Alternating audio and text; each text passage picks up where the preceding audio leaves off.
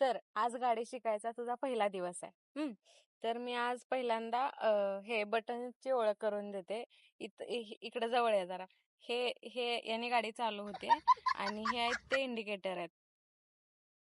हा, ह्या ज्यावेळेस तुला डावीकडे जायचं असते त्यावेळेस म्हणजे उजवीकडच्या साईडला इंडिकेटर लावायचं. म्हणजे उजवीकडचं इंडिकेटर इकडचं आणि मागचं आणि पुढचं लागते. आणि ज्यावेळेस तुला उजवीकडे जायचं असतं त्यावेळेस डावीकडचं इंडिकेटर लावायचं. आलं लक्षात? अगं खरं एक मला प्रश्न आहे. हा, उजवीकडे जायचं म्हणताना उजवीकडचं लावायला पाहिजे ना, डावीकडचं लावून कसं चालणार? नाही नाही नाही नाही नाही, एक मिनिट. मुलांना माहिती असते ते. ज्यावेळेस आपण डावीकडचं इंडिकेटर लावतोय त्यावेळेस मुलांना कळते की बाबा यांना उजवीकडे जायचंय. ज्यावेळेस आपण उजवीकडचं इंडिकेटर लावतोय त्यावेळेस मुलांना कळते की बाबा यांना डावीकडे जायचंय. जर तू डावीकडचं इंडिकेटर लावून डावीकडे गेली तर मग ऍक्सिडेंट होणार.